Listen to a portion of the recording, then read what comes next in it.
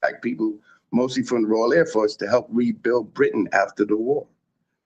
And so, but on the reverse, so there's an obverse and a reverse. The obverse is the front. The reverse is the back. And on the back of the Mona is the B-51 and Lancaster bombers, which on the back of the Lena Horne is the Spitfire and the Mustang, which escorted those bombers. And the Tuskegee Airmen became renowned for their ability to escort bombers and not losing any bombers to air enemy intercourse. See, I'm back in ladies land. Interface, not intercourse. But anyway, so this is a commemorative that also wants to reunify the diaspora.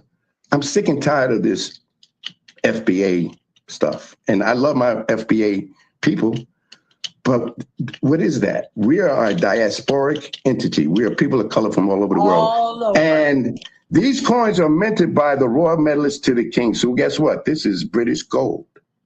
Ooh. Where did the slave ships come from? Britain.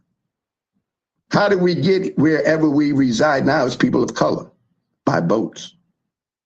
And to this audience, slavery was a massive intrusion on our lives. But look what we've come to be. Look what we've overcome. Look at the trials and tribulations that we actually overcame. And see, this shirt. Oh, no. Whatever, Lace. Oh, no. Okay, so I know he's going to come back on, but I don't know if you guys were able to check that out, but Reg was showing you coins.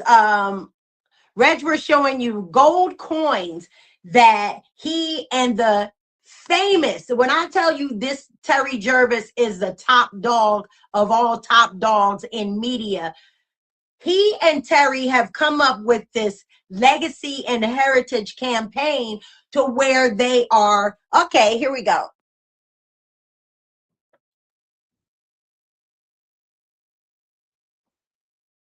All right, he's coming back on. Hey, there we go. Yeah, sorry about that. Got you back. So now you understand the significance of this coin. But we can't make enough of these coins to make a difference in our community or to make a message universal. So these coins are being introduced to make sure that the prestige for this merch is understood. This coin is on this shirt, and the same level of detail that was in the coin is on this shirt. And these are the kinds of things that we're earmarking for organizations. Imagine being able to sell merch that we give on consignment. The organizations don't have to come up with money. I'm looking for angel investors, agents of change, people who understand that if I donate X amount of money to an organization, they take a percentage of that, buy some commodities, and I'm selling merch. And enough coins can be made for all of us in the diaspora. But I can make merch for every organization, every individual, every family. That's where we're driving. That's where the volume, that's where intrinsic ecosystem recirculation of our money can happen. And this is not bling bling. This is activism with assets. Say that with me. Activism with assets. Activism that means we're going to tell our story in an activism way through assets that we wear on our chest, wear on our head, wear on our sleeve, wear in our hearts. And that's what we're doing, ladies and gentlemen. And thank you for letting me tell you my story. Now, Reg, you know I'm not finished with you, right? Oh, no, don't be. I ain't finished with you. Yeah. By the way, let me show you this. You know what that is? No. The Rolls-Royce and Bentley were the same company in 1939. They created the Merlin engine, which was revolutionary in regards to aluminum engines that were lightweight but very powerful. And this is what made the Tuskegee Airmen so infamous. Once they were able to get this Merlin engine put into a P-51 Mustang, the rest literally is history, because they were able to go to the same elevation as bombers. They were to fly the distance with bombers, and they were able to maneuver better than some of the Messerschmitts. My uncle was a Tuskegee Airman, and I can proudly say he had a confirmed enemy plane downing. So this is more than just a commercial or fundamental gain for me. This is about family legacy. And that's why we call it legacy and heritage. Legacy is your story. Heritage are the things that you revere that make sure that the legacy is never forgotten. Mm-hmm. Memory fades, artifacts don't, assets don't. Now, let's protect our history. Oh gosh, Reg, can I ask a question? Yes. Now, I remember you said to me that the difference between Bentley and Rolls-Royce, I think Rolls-Royce was the ones that were doing luxury, but Bentley had the race cars. Right. So in 1939, Rolls-Royce and Bentley were the same company. Bentley was winning all of the racing events at the time because they developed the process of making engines out of aluminum. Now they call it aluminium, which is made from bauxite, which Liz talks about bauxite come from Jamaica, you see? Hey. The story to this is, and Jamaica is one of the main reasons why Britain won the war. Did you know that? I did not know until you told me. The Spitfire was the RAF version of the Merlin, of the Mustang, sorry. Okay. So Britain's being bombed to hell. Back then, Britain was the motherland. So Jamaica said, you know what?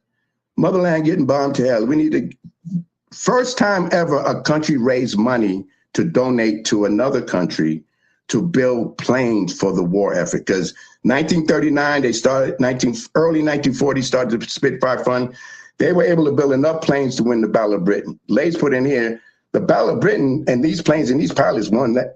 It was the impetus to winning the war. Okay. It let Germany know that they were not superior. Now, the pilots of the Caribbean didn't enter the war the Tuskegee Airmen didn't enter until 1943 because of segregation. Okay. The pilots of the Caribbean were flying since from 1939. Oh, okay. So here it is, the Little Island Jamaica donates money to Rolls-Royce and Bentley. The rest of the Commonwealth countries hear it, they want to protect the motherland, they start donating money. By the time the war ended, Bentley and Rolls-Royce received what was close to $1 billion today.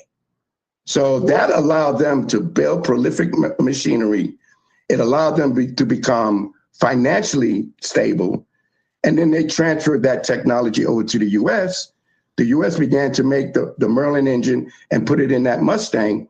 My uncle recanted to my dad that when he got in that Mustang for the first time with that Merlin engine, it felt like Christmas. Because they, as Black people, they were always relegated to the worst planes with the worst engines that flew with the least efficiency.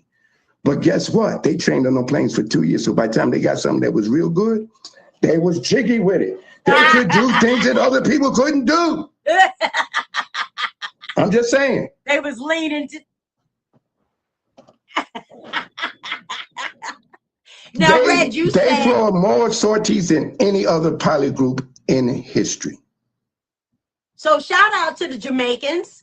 Shout out to the Jamaicans for making sure that the war was won so that we can continue on growing, accomplishing things as we have gone into, as we have done, moving forward from World War II. So thank goodness for the Jamaicans that they had the wherewithal to understand that they had the knowledge and the power to make these Spitfires. And understand also the sheer magnificence of their decision. Aluminium, which was, again, beginning to be used in large quantities because of this new technology of building engines out of it. Jamaica does what? They produce bauxite. So guess what? They were able to donate money that them were making for selling the bauxite. Brilliant. Brilliant. Brilliant. Brilliant. And then they were able to send bauxite to places in America just up the road, so to build the same plane them. So, I'm using my false Jamaican accent in honor of Lays, but it's better than mine. But this is real history, ladies and gentlemen. And again, Terry is of Jamaican and Guyanese heritage. I'm a sure Black boy from the South Bronx, boogie down South Bronx, Fort Apache precinct. So I know what street life is about. And I also know what legacy and heritage should look like and be.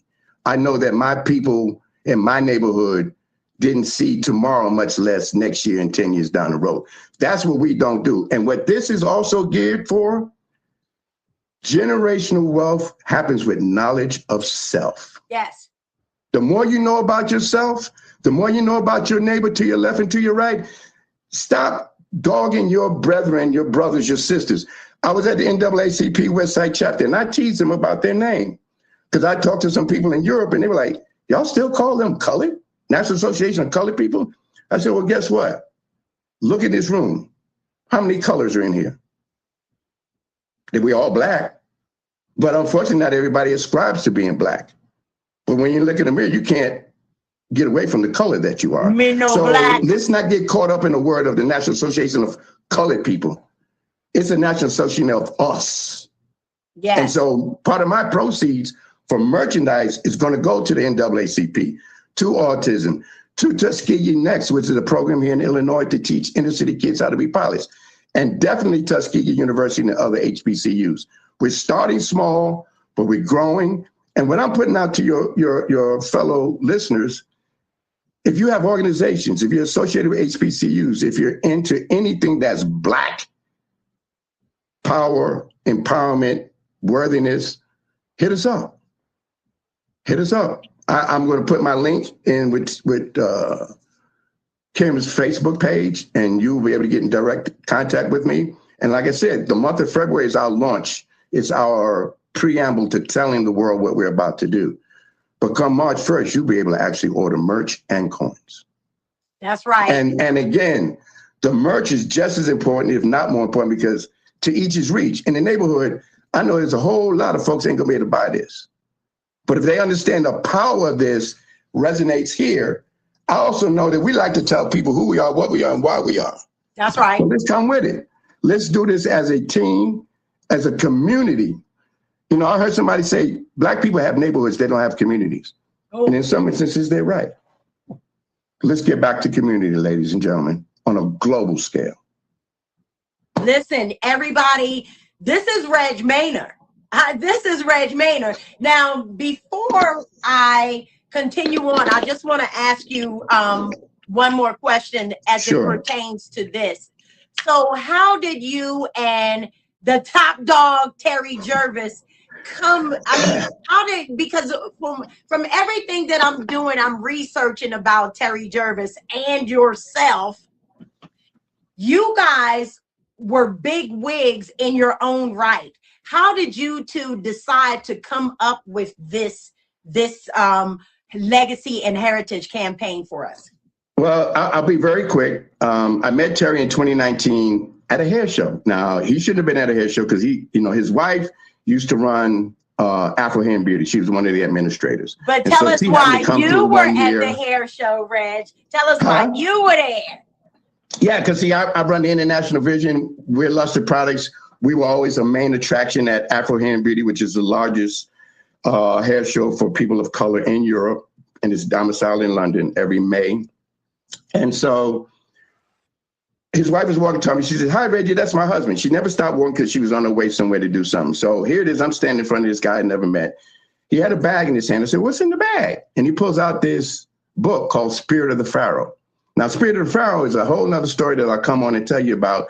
But the essence of Spirit of the Pharaoh was one of the very first superhero comic books and novels, graphic novels, that actually was turned into the very, very, very first virtual reality game that was in Virgin Megastores back in 1995.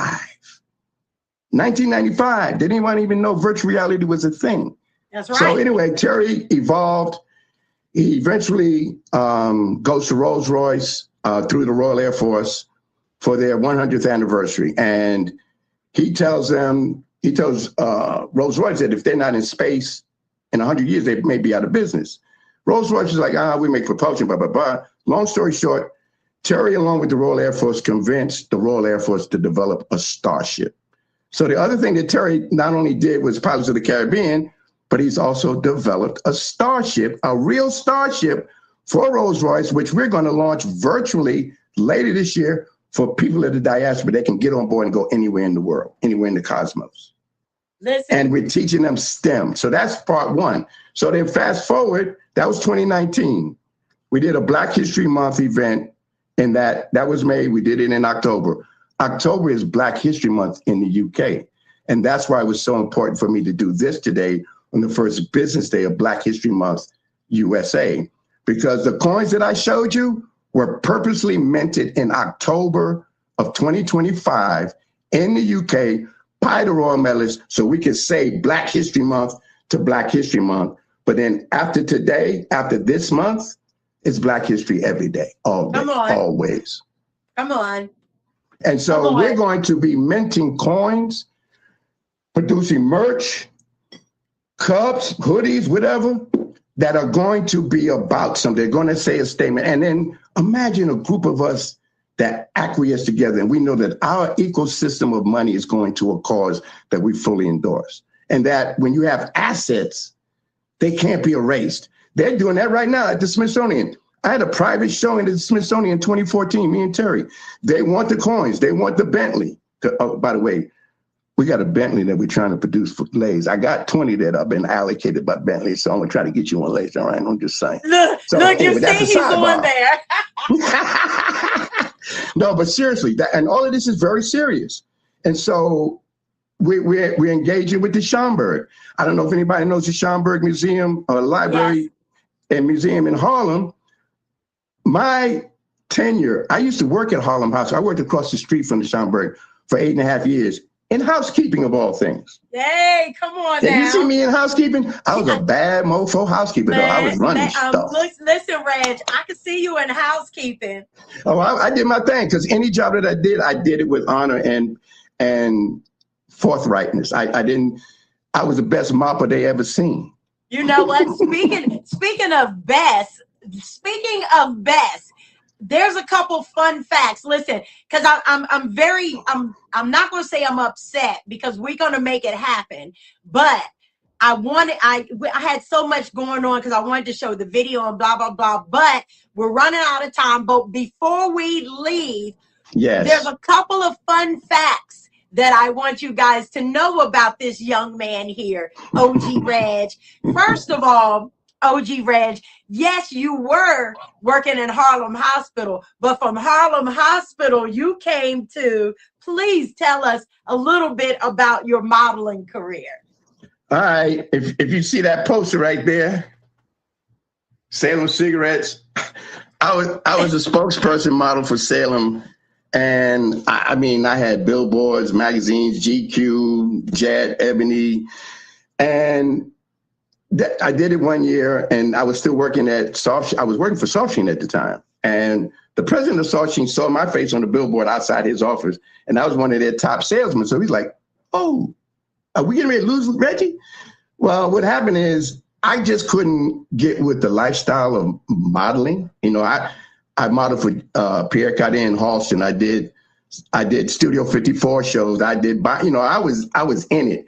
But I at some point, I knew I was going to hurt somebody. I mean, I'm just, the lifestyle wasn't my lifestyle. I like the warm and fuzzy. I ain't, I'm just saying. So I had to collar a couple of people. I've had my hand around people's throats. I've smacked people. When you smack somebody, that's like the most disrespectful one man can do to another male. He wasn't a man. He was a male. I smacked the dog shit out of him. Try to hit on me. I was like, Mom. Anyway, so I digress. But so long story short, I ended up modeling, but my other fun fact, which you got into, I also had a painting hung in the Museum of Modern Art at the age of 9 years old. Come on. What it was, back then, when I was a kid, they had a lot of inner city programs. They were coming around trying to do culturally enriched things. So they said, Johnny, little kids, draw something that comes to mind, something that you understand and experience, and put it on canvas. And we will have winners that will be hung in the Museum of Modern Art. So, all right, kids were drawing trees and parks and baseball and football. I drew a burning building, part of the building falling off, fire engine on this side, fireman with a hose. That was my reality. And damn if I didn't win. Hey, had my painting hung in the Museum of Modern Art, got interviewed on TV. And then as an inner city kid at that age, that was like amazing. And then fast forward 4 years, I'm 12 years old. I win the Ford punt passing kick contest for representing the Giants in Yankee Stadium. I won it for the state of New York. First time ever a black kid won it. Unfortunately, back then, your precinct had to send you to the finals. I was at the police athletic league in the South Bronx, and we didn't have no money. But because of that, I became, I was infamous after that. You were him. You were that guy. And Frank, because Frank Gifford came to my precinct and interviewed me in the yard. I had kids hanging off the fence because Frank Gifford was there. And so after that, the OGs in my neighborhood took me under their wing. And then they were like, okay, you think you're good at sports? Come on over here. And see, I actually was good. So even that young, I could hang with them old dudes. And the rest, I became a baller. That's why I don't golf, ladies. I was in the ball. Football, baseball, basketball. That was my thing. And boxing. Reg, Lays I had to have hands because people would pick on me. No, Lays just called you the ghetto Forrest Gump.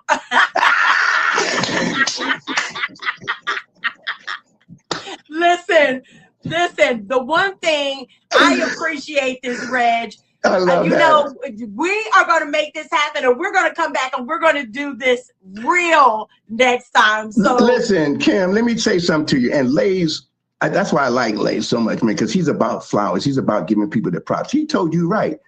You're doing a great job because you know why? People can always perform when it goes perfect. And what is perfect? Perfection is staying true to your mission no matter what happens at the moment, staying zen. You didn't panic. You worked through it. We were patient. You pivot. You learn how to elaborate, so you elaborated on things until I got in place. This is just the first of many to come. And then we're going to do some of this over on Lays, and we're getting ready to do this in real time, real good. So, yes. And to be honest with you, this was actually more personal. Yeah. Yes, it was. But listen, I'm happy. I'm happy that. Oh, I'm happy too. So I don't want you to think I'm disappointed, upset, nothing. I'm a happy soldier. And I'm a soldier, by the way. I got general stripes, but I'm a soldier. Hey, let's go. No limit soldier. Hey, let's go. Reg, I love you so much. Love you more.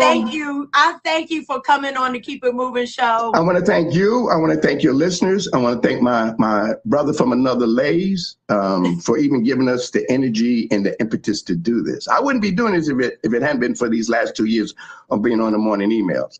Because I normally don't do these things, but I'm going to now. And it actually went very well. So Kim, you should be proud of yourself. No, I thank you guys so much because between you and Lays, I felt like I was on Lays' show. So I was like, okay, I'm good. Lays is going to take care of everything. You know the beauty in that, Kim? There is no separation. That's right. You are him, he is us, we are all together. That's right. And that's why I love both of you. Love Even you said, look at Said. And Big Said, listen, Said is at the top of the list of respect. That's right. That's right. But yeah, no, Kimmy, seriously, I actually enjoyed this. This was a conversation, and the videos will be on your page and people will be able to look at them at their leisure. Yes. And I appreciate the hearts and the likes and the comments. You have no idea how much this means to me personally, and again, I'm just going to get a little serious. This is real, ladies and gentlemen, and we're about to start something. And Kim and I got something to announce in a couple of weeks. Hope, she's volunteering to be part of our team, but volunteering comes with assets. And so we'll talk what that means. So if Kim hits you up at the end of this month as a representative of this program, don't be surprised. Hey, never be surprised. Never be surprised. The Keep It Moving show featuring the Kim. I love you, Reg. Thank you so much. Have a blessed day. And everybody out there, stay as warm as you can. Ladies, if you're back in New York, we'll see you online tomorrow. And if not, wherever you at, we with you. Oh, wherever he's in New York complaining. Wherever you roll, we ride. Thanks, And let me say Reg. this, Kim, you and Lays make a great tandem. I mean, y'all, this is good. And so thank you. Thank you, Reg. I love you. And of course, we'll be seeing you tomorrow. Yes, indeed. Everybody, Reg Maynard. Thank you, Reg. I love you, love you, love you. Thank you, guys. Peace and Everybody love for be on the everyone. lookout for Reg's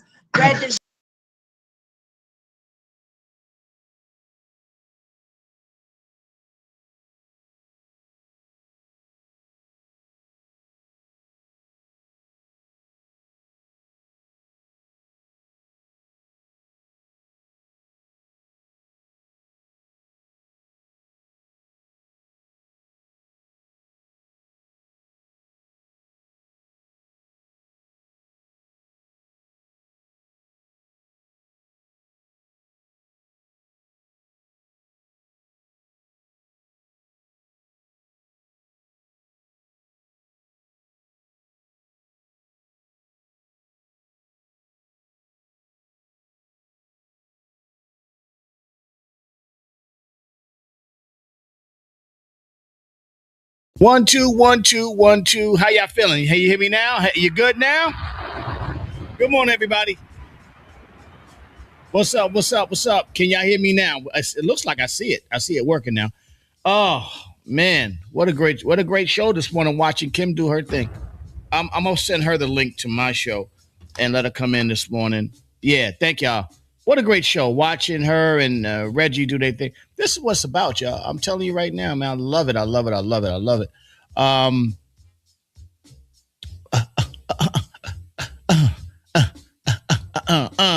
Yeah. That was wonderful, man. Watching them do their thing was great. And even said be trolling and shit, right? So, you know, said be trolling, but he don't troll me because he can't hang with me. So he better troll him. I think I better troll him because I'll wear set out. Hold on, come on my show, Kimmy. Recap. I want to just give her flowers today. Yeah. You just blasted my ghetto blaster. Yeah. Troy, what up, Troy Moses? Good to see you, man. Good to see you. Coco. I'm back, Coco. I just sent y'all the link. We got to shout Kim out, man. She did a great job. I mean, listen, this is what it's about, man. We building our network. It's your promoter. And I get my computer 100% amplification. Audio configurator. Oh, wow. Yeah, audio. Is that a good app? Audio configurator? I might want to try that. We might want to try that app. Yeah, I'm back in this cold ass weather. It's crazy. It's cold ass weather is crazy. Can I do Black Facts real quick while we rocking? That was a great Reginald Maynard. First of all, I would love one of those coins as a chain, like a nice, like that. If it's 100, I gotta find out from Reggie. Hold on, let me call Reginald Maynard this morning. I got questions that were not asked, and it's only because I know Kim was going through technical issues, so she couldn't get all the questions out. But I got to ask Reggie some questions this morning. Episodes where it comes to 99.9. Okay. What up, homie? Yo, so first of all, great interview this morning. Thank you, sir. I was rebroadcasting and I overlapped her show just to make sure she had enough coverage. You know what I'm saying? But man, I can't thank you enough for that, bro. Yeah, but let me just say this: the yes, coin, sir. Is that solid yes. gold that you guys have? It's not solid. No, it's plated. Okay. Yeah, it's not solid. I wish it was solid. If it was solid, it'd be off the chain. But it being gold plated, though, it's 23 karat. So it's not a 9 karat, 18. It's 23 karat, and it's British gold. But it's plated. So I can take that and make a medallion out of it, right? I can make 100%. Yeah, like 100%. Even if I send it to my jeweler, he can solid gold that medallion for me, and then right. and then I'll have the coin, but. I mean, it's not one of them Reverend coins, like, remember Reverend? No, it's not a Reverend coin, not by no stretch of the imagination. and it's not a Trizzy meme coin either. Not a gold card. Nicki Minaj. Man, this boy is. I love him. I can't even. I love this guy, man. Listen, how Now, you gotta love it, man. You're not gonna love Trump. Trump crazy with it, man. Trump was like, I'm gonna do everything I can do and see what I can get away with. I mean, pushing every envelope every day. I ain't mad at him. I ain't either, man, because you just gotta keep up. Well, wild out. This is an 80-year-old man baby. acting like a 20-year-old. 20-year-old internet enthusiast. No, it's crazy that they're letting them get away with this. But you know what? I think what's going to happen is people will begin to course correct when that motherfucker's out of office. Oh yeah, no. So listen, once he's out of here, it's over. It's over. But let me just say, first of all, y'all did a great job. Kimberly did a great job. Thank you. The interview, and you were very you actually steered the ship, which was dope. Even when you saw her going through the technical stuff. And as a matter of fact, I have another, I'm about to send her this. I know you're not watching, so you can't see it, but I'm about to send her a Rodecaster. I have a few extra ones. So I'm gonna send her one of these. This is every podcast that you see out now that's really doing something, they use these, they use this Rodecaster. This is the one. This is the top of the line Rodecaster. So I'm gonna send her. Okay. I'm gonna send her one of these and watch her fight with it for 2 months before she learns how to use it. We're gonna fight. No, man. But you know what, though, ladies, you're giving people something to feel proud about, and that's what you've done for Kim. You've given her another reason for being. You know, I really respect you for all of this, bro, and thank you for today. You coming in was beautiful too, because it just fit. I'm so glad you came in, man. Well, we tried to support. That was perfect. We tried to support. Like this weekend, Bill and Fame went out and supported Shakur Stevenson, the boxer, at the Garden. He got out there and performed. Man, he tagged that boy, didn't he? Yeah, he whipped that boy. Well, this is Brownsville. I mean, one thing we know how to do is regular that we all can fight. The entire neighborhood knows how to fight. So, yes, sir. So it's, of course we're gonna have Mike Tyson, Shannon Briggs, my brother. Shannon's my brother. Mm-hmm. Shannon Briggs, Riddick Bowe. People like that, all the good fighters are going to come out of Brownsville like that, because that's just the nature of the neighborhood. I mean, we got dudes. Yeah, man. We got dudes that didn't make it out that was nicer than them. You know what I'm saying? And that's the truth. That's what the folks don't understand about the hood. I mean, and that's probably in every facet of sports, boxing. There's some guys in the hood that just, those that make it just made it, but there's some that are better than them, and they stuck in the. Shout out to my man, Shamik. He had the best knuckle game I've ever seen in my life. I've never seen anybody with a knuckle. I ain't Roy Jones, nobody. This dude had the best knuckle game. He was so bad because he wasn't a troublemaker. The old dudes wouldn't even fuck with him. They're like, leave this nigga alone, man. We're not gonna. Yeah. His knuckle game too bad. But anyway, man, salute to you, Reggie. I just want to call and get your props, you, sir. Man. I appreciate that, man. And listen, and there's so much more I want to ask you about this. But we'll get down to it down the road. I want them to live and breathe with what you did with Kim today. But this campaign that you're on with the Tuskegee Airmen, the fact of the matter is, you're talking to a lot of people who have no understanding of it, and they look at black and white as a binary situation. And the fact that you're able to sort of paint a picture of the connection between the Caribbean and the African American and all the Caribbeans that were going back and forth, still dealing with oppression in Jamaica and Barbados and Haiti and the Bahamas and all that kind of stuff. The fact in Cuba and all that stuff. So you're able to sort of draw the line and see exactly how how the war was won in 1945 and how we still didn't get any kind of.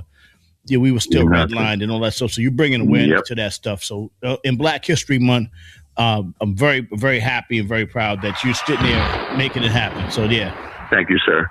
That means a lot coming from you. Thank you. Appreciate you. All right, man. Have a good day. So we're going to talk, though, because I got some stuff I want to pass by you, because I respect your brain trust and your ability to make things happen. So I'm going to send you some stuff that I want to work with you as well. Absolutely. I'm always here, man. So great job. We'll talk. Get some rest, OG. You've been working all day. You've been working. I see that soul glow on your top of your head. Yes, sir. I had the soul glow this morning, B. All right, Reginald Maynard, everybody. That's OG. My brother. All right, peace. My brother, Lays. Talk to you, B. Peace. Yeah. Red tie. Reggie got to get a nap.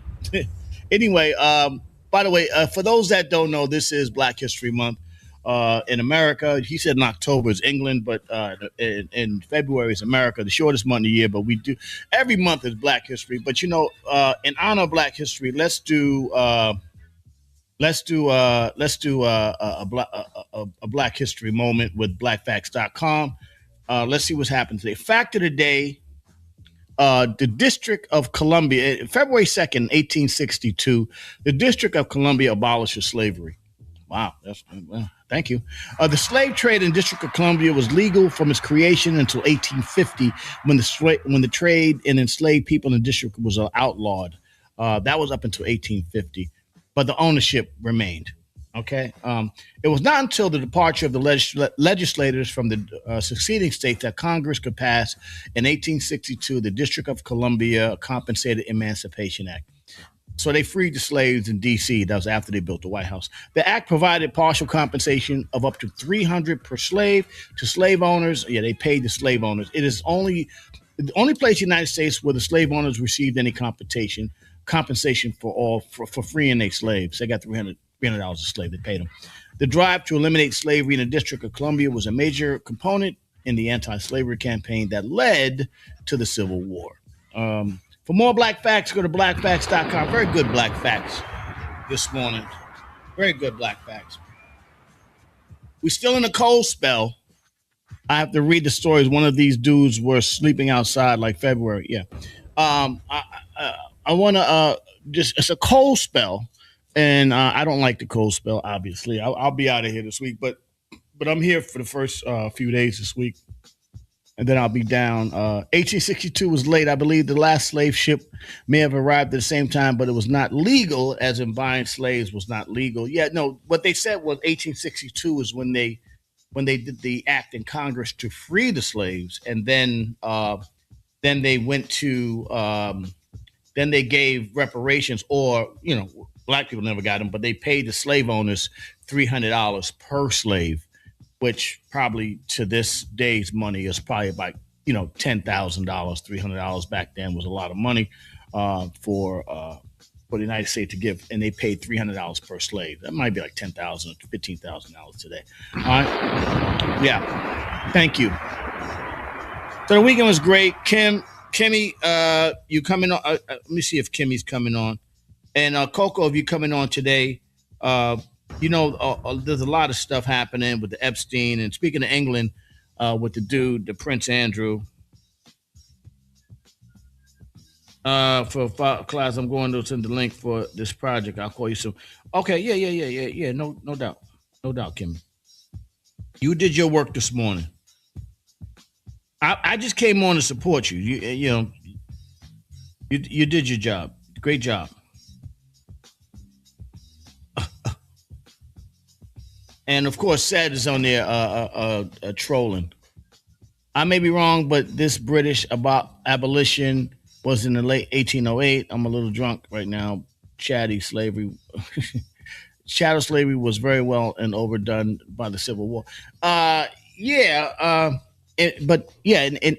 Britain, but we're talking about the United States of America. Auden, are you from Britain or are you from the U.S.? That's a different. A lot of people from overseas get the show as well. So if you're from the Britain, then that's what you're talking about. Remember, Britain was conquering. Britain had colonies all over the planet. Whenever you saw the sun, they said the sun never set on the British Empire. That's what they said. That was like one of the first big time empire. Not the French, the British, Portuguese. And a lot of the gold that's in that was in the British Empire comes from Africa. In case y'all didn't know that. All right, yeah. And who said Reggie like an old Jim Jones? He does like Jim Jones. He could be Jim Jones' father. Hey, Reg, check your mail. Check your mail for a DNA connection with you and Jim Jones. All right. Also, people are mad at Nicki Minaj. Could y'all stop being mad at Nicki Minaj? She playing. Listen, she's playing the game. Listen, at the end of the day, you got to realize she's playing her game. Her game is she's hanging out with the winning team right now.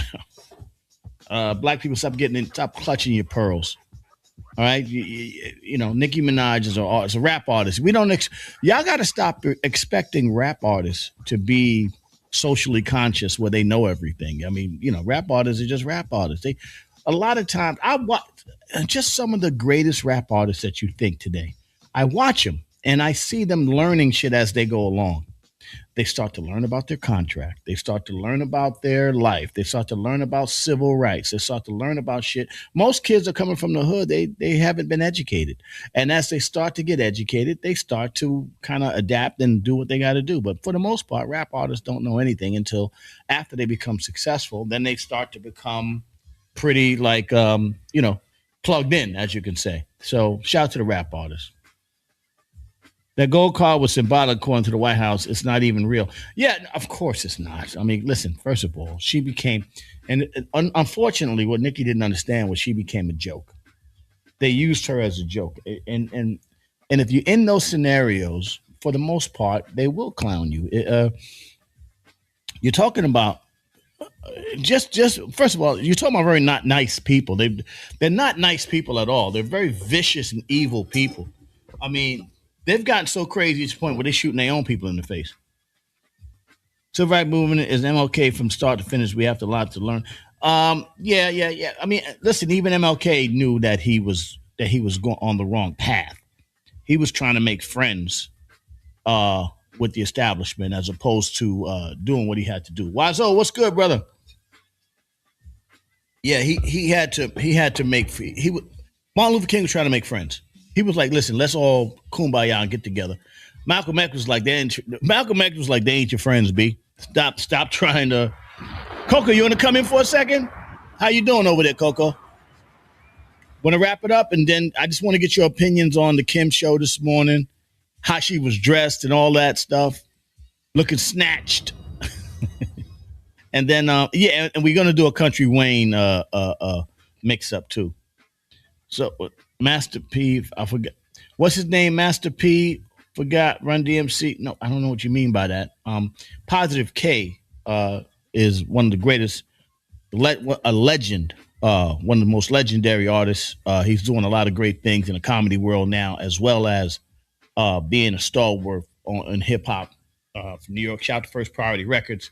Shout out to Creative Control Records. All the stuff that Paz has been doing. Of course, you know his big hit, I Got a Man, which is like one of the biggest hits and kind of the precursor to a lot of the King civil rights. Oh yeah. King, Martin Luther King did not I just want to be clear. In the beginning, he tried to make us all unify with white America until he found out how nasty and evil the forces that were against him. Now, we're not saying all of white America is nasty and evil. I'm just saying the forces that were against him were evil forces. They did not want to play fair, and they conceded on giving civil rights, meaning we're going to just stop beating on y'all and throwing dogs on you, and we're going to allow you to vote in a country that you built. That's what we're going to do, but we're not going to help you or give you economic parity, because they feel if they would have gave them economic parity to the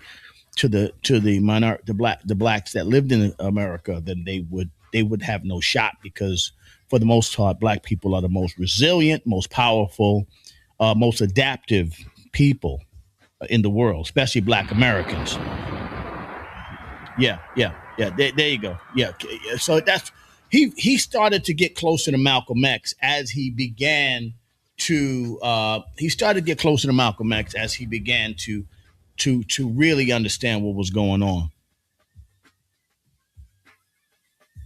Malcolm X. Well, also, the problem with Malcolm X's problem, if you really want to, if I can tell you, Malcolm's problem was, he made the issue binary. He made it a total black and white issue. It was only until he went to Mecca, when he did his Hajj in Mecca, that he realized that in Islam there were blue-eyed white people in Islam as well. And he realized that, wait a minute. That debunks your binary argument. That makes, so now you got to take the you got to make it not black and white. What you have to make it is oppressed and non-oppressed people. So when you start to make it non-oppressed, oppressed versus the non-oppressed, then what ends up happening is you open your tent up to include more people. But the binary trick was making it black against white back then. That was how they were able to control, because even the poor whites, the poorest white guy thought he was better than the richest black guy. So that's how it, by making it a white and black issue. You know what I'm saying? So those were when you look back, those were the mistakes that were made. It's not a binary issue. It's not a total black and white issue. When you start to look at it as rich and poor, oppressed versus a class issue, when you start looking at it as rich people versus poor people, then that's what, that's how you kind of get an answer to those questions. Let me see what. Okay. All right, Coco. And then tomorrow we're gonna have Coco and everybody in there. It's gonna be great. I didn't pull any news stories today, so obviously, the Jeffrey Epstein debacle is still going on. They got everybody from Bill Gates to all your favorite rappers and all that kind of stuff locked up in that conversation. I don't know, but they're doing a lot to hide it. It's in a lot of people's interests on both sides of the track to hide it, including the president. So we're gonna see what that's about. I mean, to be perfectly honest with you, I don't really care.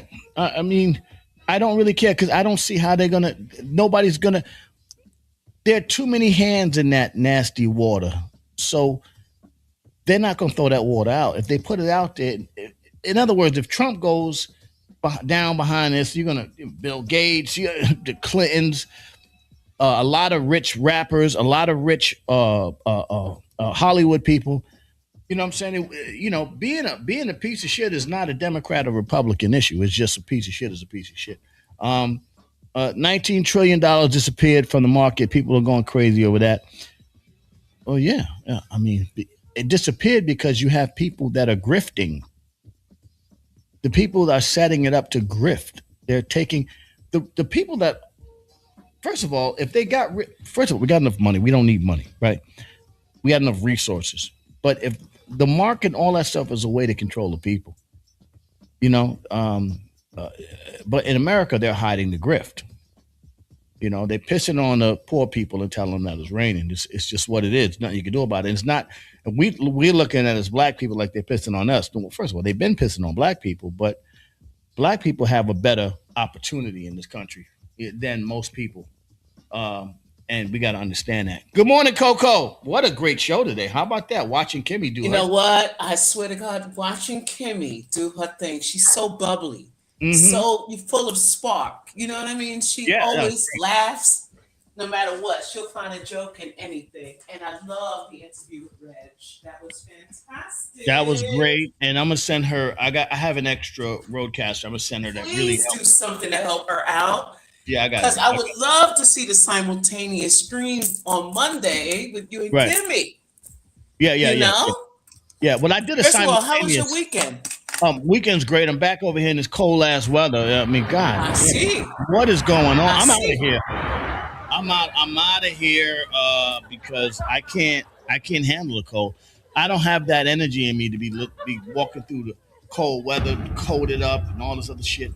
That's not my thing. Lays. I can't handle that, man. It's just too much. Oh, come on, Lays. Listen, but until you start streaming live from your luxurious home in Florida, stop talking shit. Get it done. Yeah. Talking about you can't leave New York. You can't leave us. I'm never gonna leave New York. As far as I'm always gonna have a place to live here. I'm never gonna leave. My roots are New York. I walk around New York City. I've been walking around New York City since before the devil was a boy. I know that's right. That's right. So New York City is. I'm natural in New York City. I know the corners. I know what to watch for. It's all the same shit. There's not no new shit in New York City. We got a lot more. We got a lot more immigrants in New York City now. You know what I'm saying? But other than that, it's all good. And we've always had immigrants in New York City. So it's regular smuggler for me. But anyway, Kimmy did her thing. Reggie did his thing. You gonna get I you one? saw. You gonna get you one of them coins? You gonna get Yeah, no. I remember my mother used to love that prayer cloth that Reverend Ike played. That little blue square. I'm like, what the fuck is that? On WRL New York. Reverend Ike. Hold on. Yo, mom should have the same shit. She had the little coins and shit. After about a month, the coin was turning green and shit. I was like, he used to send like the blue envelope that you could put your donation in. You had to fill out the slide and shit. I'm like, what are you doing? What are you doing? I tell you, the church be robbing the shit out of poor black women. I'm just telling you right now. Hey, ladies, the church is not your husband, okay? The church is not the pastor is not your husband, okay? Well, I mean, in some cases, yeah. You don't even want me to. You don't listen. You don't even want me to bring my sister in here. Oh boy. She will tell. I swear to God, if I bring her in here, by the way, I grew up with 3 sisters. Yeah. One passed away, but the other 2 are still here. One of my sisters was on drugs. You know. Back in the crack era. Okay. She had 13 kids. 13 kids. What? While she was on crack. Whoa. My other sister, and I'm only saying this because they told me I could say this. My other sister was smoking in the delivery room with one of her kids. She was She wasn't letting it go. It was why stop now? My sister's a gangster. Gangster. Dang. And so she was telling me the story about a certain pastor that was taking liberties with a lot of the women. And I don't want to tell that story. And then she's telling me, let me just tell you how wild one of my sisters is. That's all I'm gonna say. You know the Brita, the water filter? Yes. And also, you know what a crock pot is, right? Yeah, of course. So she got in beef with my sister. They got, sisters always arguing and fighting and shit. So she got mad at my sister and pissed in the Brita. And no! Yo, that is petty to a level. I would love to bring my sister on here to tell this story. Oh my God. That is crazy. I said, don't get mad at her. She just wants to see how good that filter was. Oh, shit. Oh, are they still speaking? Like, what the hell? Well, because this is one of the milder things my sister did to her. Oh, my God. You got to understand. One day, I'll plan it because y'all really got to. Yeah, do the family reunion show. Yeah, I got to do a family. I got to bring them on, and y'all got to be ready for it. So God. It's way too much. It's way too much. But anyway, anything going on? Just give me a couple of things, little pieces of tea before we get out of here this morning. I normally had planned to come in, but I was like, you know what? Let me come in and support Kim, especially if she was having her. Yeah, I was surprised to see the link. I was like, hey, wait a minute, what's going on today? No. It's Kimmie Day. It was Kimmie's Day. Yeah, and even when I put my link up, I put her show on. So I didn't want to step on Kimmie's toes, but she's wonderful. She's wonderful. I hope that you send that whatever that thing is to her. Roadcaster, yes. Roadcaster Duo. Yeah, because I am not on Facebook, so I cannot see her show until after she uploads it on YouTube. So I'm like, I missed the whole interaction, but hopefully that will end soon. Yeah. Anyway. Yeah. Yes, Coco. So I'm gonna go backwards for a minute because last week started off with a bang because I was sitting, doing my regular, thing, and then I see something come across my feed that Don Lemon was arrested, and I'm what?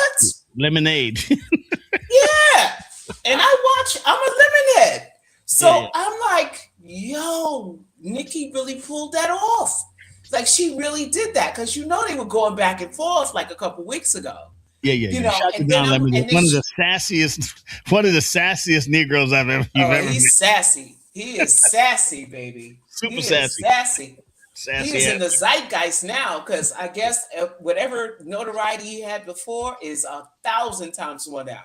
Because now that you're doing your show, I would consider you an independent journalist. Yes, an independent journalist, and to see that you have the full weight of the government on you to try to get at you is intimidating to a lot of people. And first of all, the First Amendment is supposed to protect the freedom of press.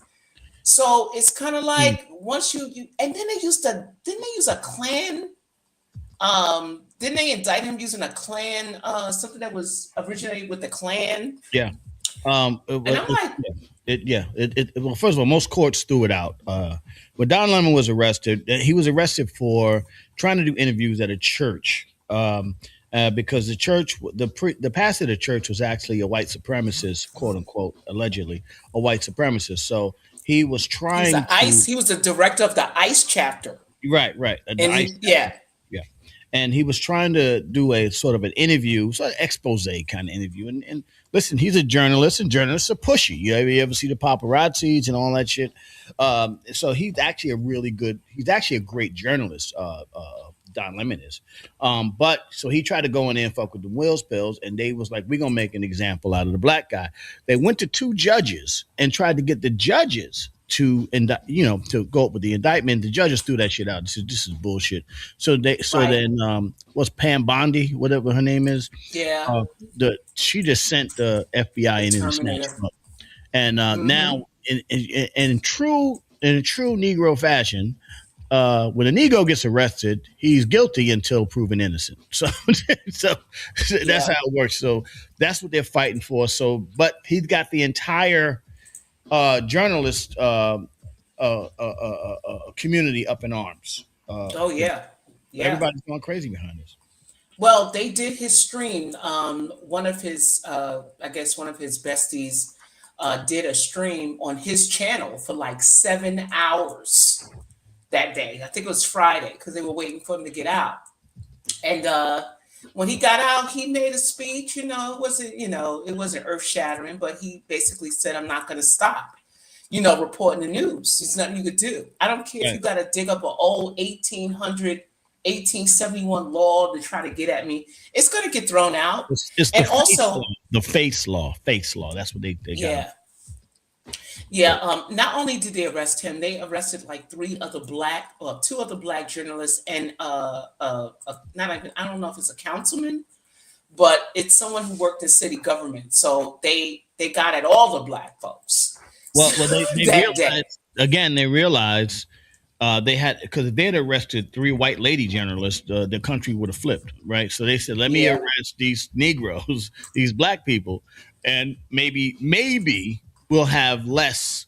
But the problem with arresting Don Lemon is you don't get the black people, but you get the LBGTQ, you get the alphabet people too. So, right, you get all that too. So this may backfire in their faces, because now you give the alphabet people a chance to stand up as well as the black people. And by the way, with all due respect to Don Lemon, he rarely comes off for the black. There were years when people like, he no black, the way he was coming off as a journalist. He just started to, after Trump, he started to move within the confines of the community a little bit more, to sort of solidify his space in the African-American community. Because he realized CNN, again, they're going to kick the black brother out immediately first. And CNN gave him the boot. And so he had to figure it out. He got with Wendy Williams. He got all over the place to try to figure out a way back in. And he's trying to get back in. So this might be his way back into journalism. Hey, he's in. He's definitely in now. Whatever you thought he wasn't, he is now. He is definitely in the zeitgeist now. As long as you can be a victim, you'll have a place to go. Hey, it sells. Apparently, it sells. Victim mentality sells for all you simps out there, and I will accept the fact that I am a goddamn simp. All you simps out there, all they got to do is gaslight you and then play victim, and you will do anything. You fucking simps. Yes, I'm down with it too. I'm a goddamn simp. Yo, I thought about you over the weekend because Lindsey Graham was on the news this weekend. What'd I do now? Lindsey. Well, apparently he showed up drunk to an on-camera interview. I was barely drunk. I was basically first of all, I just want to say highlights. I was basically having a few cocktails and a few drinks. Would you have cocktails and drinks, Lindsey? Well, I had a few cocktails. Okay. What was in them cocktails? Well, in the cocktails. Well, you want to know what the drinks and the cocktails? Shut up, Lindsey. Get out of here. I said, what do you do? What did our good friend Lindsey Graham do? So before the weekend closed, the Senate was trying to close a bill for what do you call it? It's some expendables that they were trying to negotiate on for the next budget, and apparently ICE was on the chopping block, and Lindsey wanted to take out an amendment that had James, what is his name? Not Comey. What is Jack Smith or something like that? It's something where it was Jack Smith had introduced something to legislation so that they could get copies of the senators' logs, their phone logs during the January 6th insurrection. Yeah. And Lindsey Graham was trying to fight that tooth and nail to the point where he's like, I'm not voting. If I'm not getting this put in, I'm not voting. So they had to close the government down. They had to shut it down again. So then that's when he went on TV and they were asking him like, yo, what's the problem? So we're in a partial government shutdown right now. That's what you're trying to say. Yes, we are. Yes, we are. Okay, good. There you go. Which was bound to happen, by the way. So what they put in though is appropriations bill. That's what it's called. And what they decided to do was they decided to give ICE only 2 more, I think, months of funding. So they voted on ICE to be funded just for 2 months, and then they have to disband it. How do you feel about the ICE overall? The objective. The execution we know was terrible, right? But how do you feel about the objective of having the ICE agency come through communities? How do you feel about that? Well, I think it's absolutely wrong. I think it's wrong in their approach and how they're doing it, and also it's immoral. This country. I mean, believe it or not. The only native people other than blacks are the American Indians. I don't care who colonized it. Everybody came to this country to get a better life. It doesn't matter if you're black, brown, or whatever color you are. Should they come in without documentation? That's the question. I think that here's what I think. I think that the way it's working now is not working at all. I think they need to re-strategize how immigrants come into this country. There should be a comprehensive plan for when you come in illegally. I thought that they had it, but apparently the Republicans thought differently. That's why we're here. I thought that when you came into the country illegally, just like any white person who comes here illegally, they have an option to apply for citizenship. If they're coming to the country, first of all, they should be documented. There should be something in place where if you come in at the border, you should have like a piece of paper that says, I'm here for X amount of days or a year or a work visa or a sponsorship or something. How do you feel if they commit crimes in the country? Well, definitely they should be put out. They should be definitely deported. That's what Obama deported a lot of the guys that was criminals. Like they got arrested. Here lies the problem, right? Yeah. Because Obama deported more people than Trump. He has a big problem with that. Remember, he's been trying to do this since Obama left office.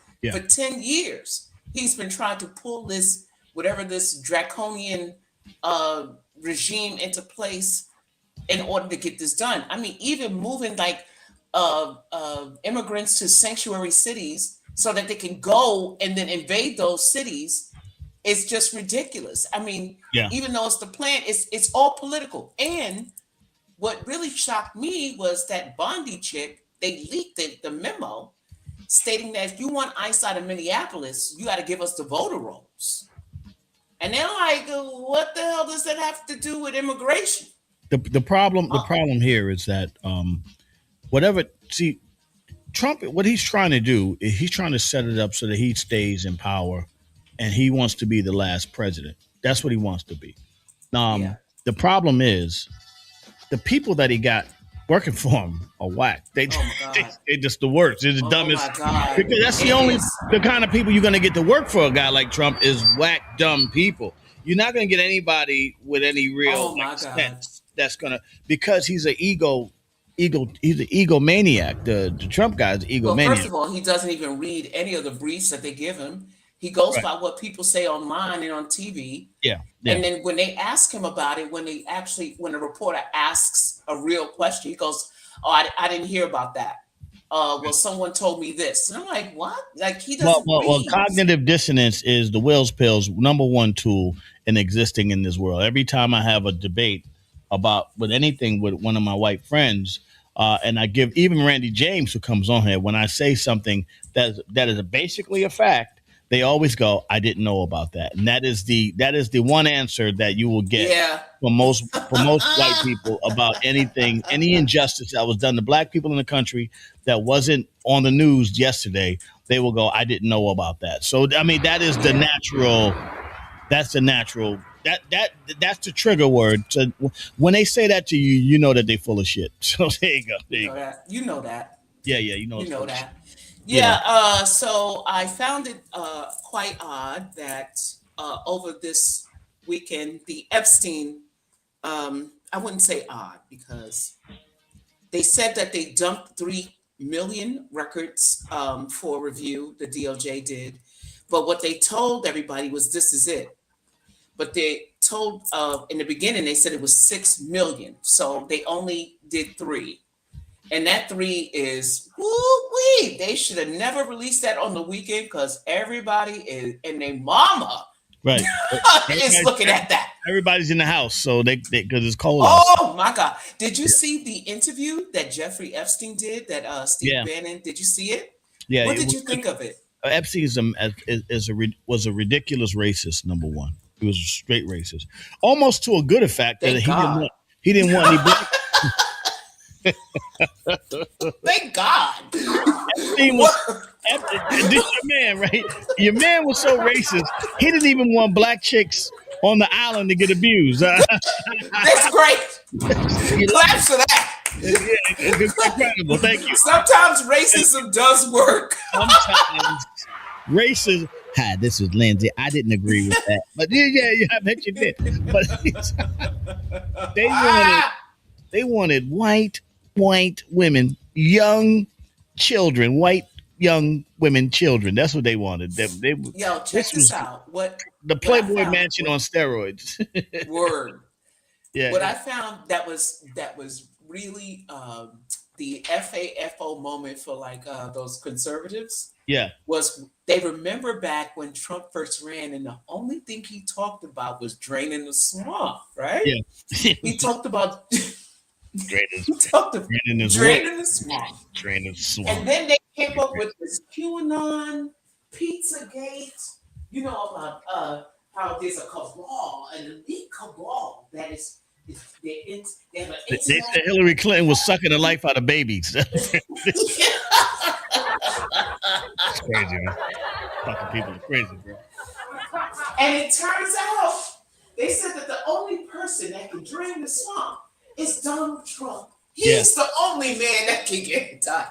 Yeah. Now they're finding out he is the swamp. He's the swamp. Swamp monster, swamp thing. He's a swamp thing. You know what I'm saying? And everybody in those files are in his organization, in his White House, working right now. Every single one of them. Well, wait, was it him? Was the story about him when the chick was giving him fellatio, quote unquote, pardon my language? And he bit him. And they was laughing at him because his joint was like hamburger meat, and they punched in the head. Yo, apparently they said that this was the first time this was done. Yeah, apparently he punched somebody else. First of all, if y'all ain't understanding, if y'all don't at this point realize that this shit is all bullshit, then I don't know what the fuck's wrong with y'all, because this is all the way bullshit. The whole shit is bullshit. If you didn't realize that this whole system is one thing, I do appreciate what Donald Trump is doing. He is exposing the reckless stupidity of this entire system. He's exposing the shit. So at least thank you for that, Donald Trump. Thank you for exposing how bad it is. While the Young Turks and Roland Martin, they blow their fucking brains out every day, screaming and yelling about it. And DL Hewley, we love you, DL Hewley, but I'm just saying, nigga, what you expect? They not your friends, B. Stop acting like they your friends. Yeah, but you know what? It's funny because I don't think he intended on doing this. He's just on a revenge tour. He's just completely on a revenge tour, and he don't give a damn who's in the way. Look, I'm here to just fuck shit up. And to all the people that laughed at me, I got something for you. Back in the days, you laughed at me? All right, I got something for you. I'm gonna take away all your women's benefits. That's it. We just doing it. We just going psychological. If you did a psychological thing where he's a narcissist, supreme narcissist. He doesn't have a super ego. You know how in transactional analysis you have the ego, the id, and the super ego. The super ego. The super ego is what you'd be like, all right, let me not do that. You know what I'm saying? The id is I'm wild. This man is all id. He's just wilding. And there was a story that when he was a kid, he used to kill little animals by, that's what he used to do. He said he used to kill little animals. Like he didn't have He's still killing little animals. Yeah, for real. little aliens.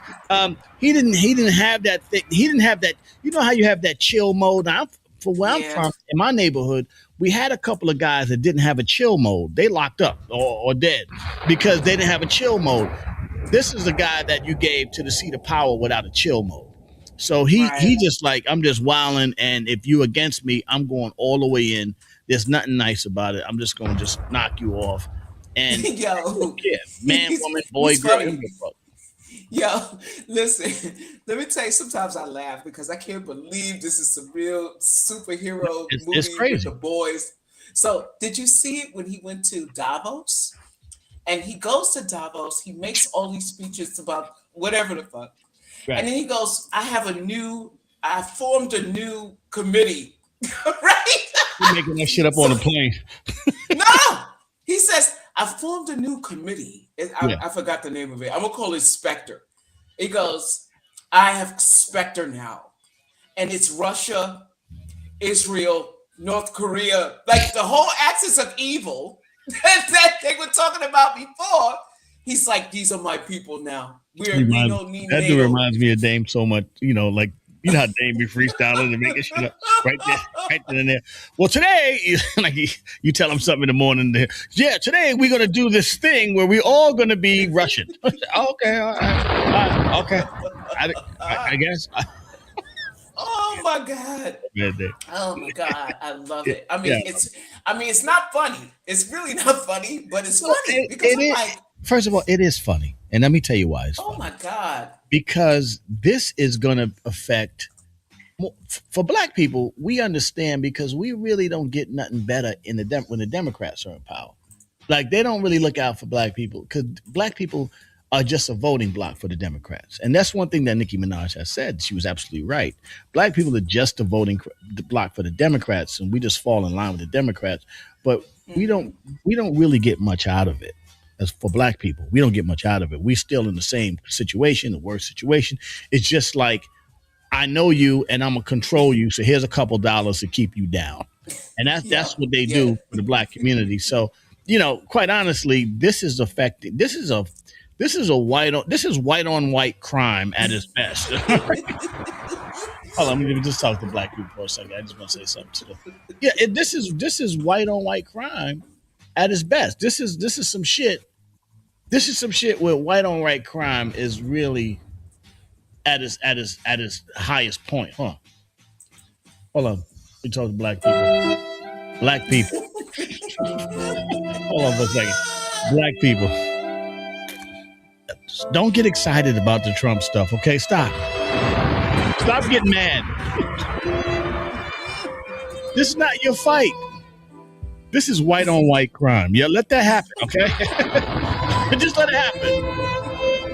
Don't make it a black and white thing. This is a white on white crime. It's white on white crime. Yeah, they tried to let it slide when they shot that white chick in the face, but when they shot that dude, oh my God! Oh, it was a wrap after that. A wrap. They're shooting each other in the face, and quite honestly, I mean, for the most part, this guy might have voted for Trump. You know what I'm saying? Because he was that kind of guy, right? He might have been a dude that one of the dudes that voted for Trump.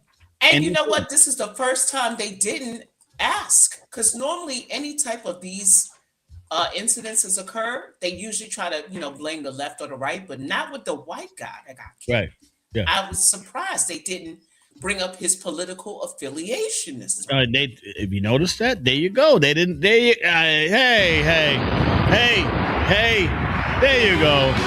I'm trying to leave the breadcrumbs out there, but Coco nails them all the time. Nobody said if he was down with Trizzy or not. You know what I'm saying? Right. So this is them fighting each other, and though it affects us in a way, just might be a time for black people just to get inside their own communities, as Reggie says, communities, and just start to continue to build up from our own space and stop beefing with each other. How about we stop all the internet rap beefs and all this other shit where black people are beefing with black people?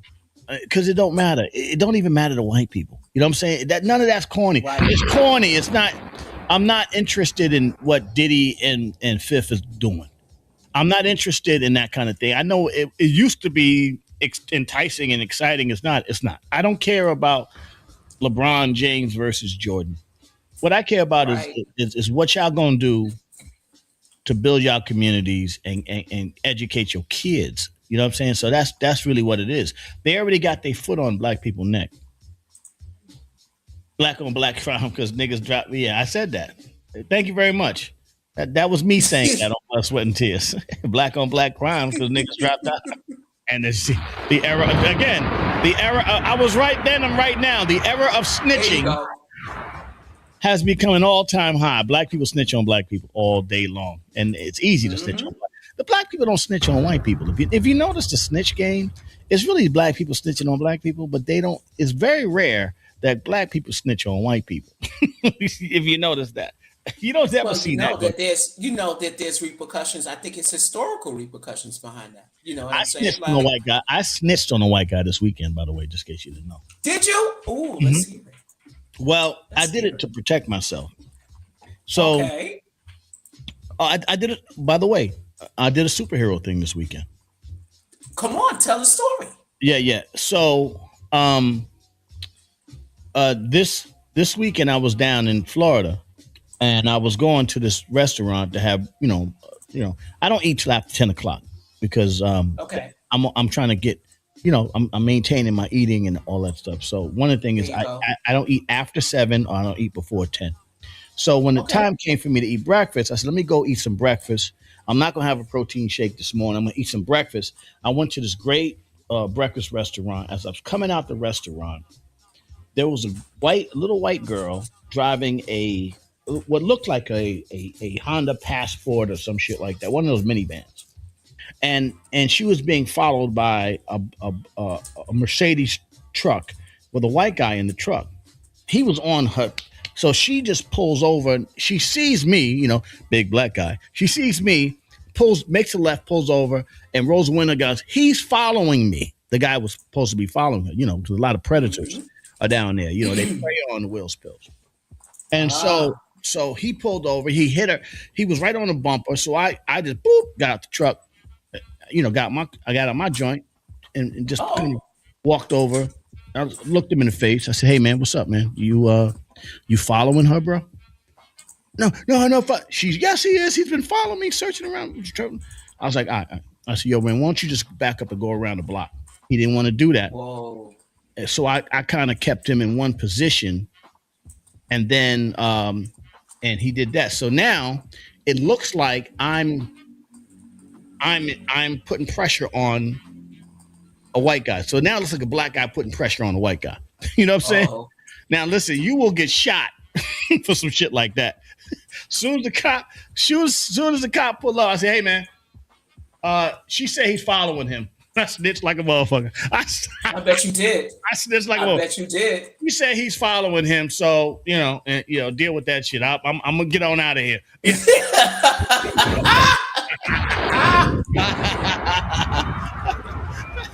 I will not snitch on the black. Oh my God, ladies and snitch on the Will Bills. Quick, fast, and a hurry.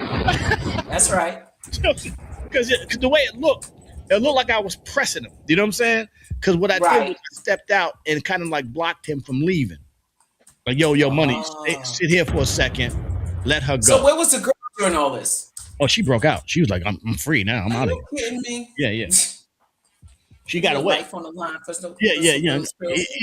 First of all, they're not your friends, B. Even the Wills, the Chills. First of all, I believe that black men are simps. We all simps, so don't worry about it. We all simps anyway, so it doesn't matter.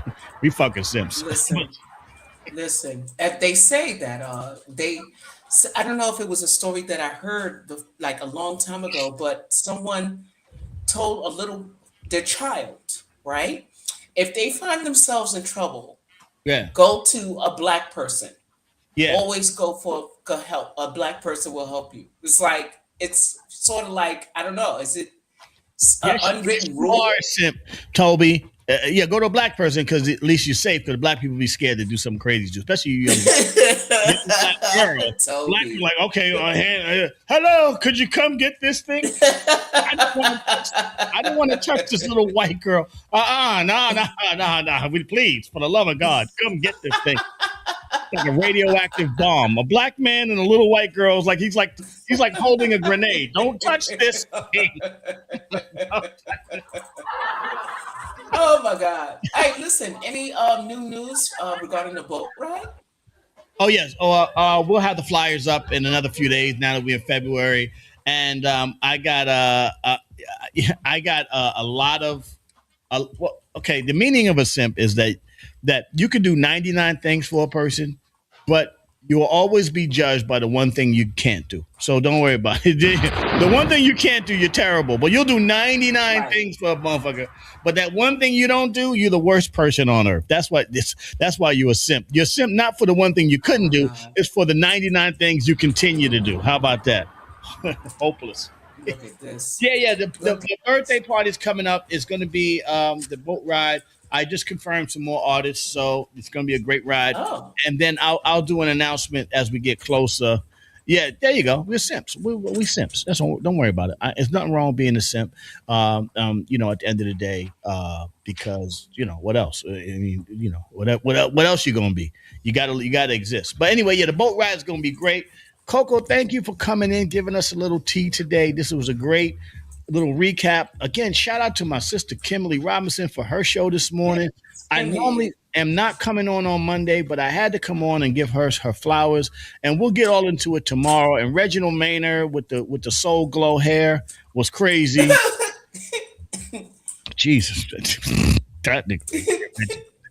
Pimp Jemson. And also, as you can see, Said is a relentless troll, as you can see. Yes, I saw it. He's a horrible. I watched his show yesterday. Horrible. He had a show on yesterday? Yeah, he did. Oh yeah, he's a horrible human being. Said is a horrible, horrible human being. We love him. He's watching you right now. Yeah, he knows he's horrible. And he's a horrible troll too. He's a troll. He's trolled the shit out of Kim and Reggie. And then so he gets sensitive when because he can't. What he's trying to get at me, but he's not quick enough. See, that's the problem. The problem is he cannot defeat me in a battle of the wits. I think too quick for him. He doesn't know what to do. He's stuck. Well, I think also too. What is one of the laws of power? Yes. Always know a man's thumb screw. When you get to a man's thumb screw, you've got complete power. You got to get it going. And let me say one thing just said. Hold on a second. Said, it will be 8:48 this morning. When I snap my fingers, you will not be gay no more. Oh my God. You're welcome, said.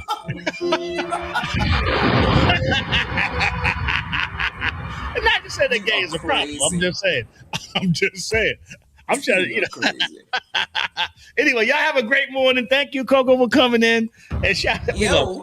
And Seth is all jokes. We just be joking with Seth. So don't take any of this serious. But we have fun with Seth.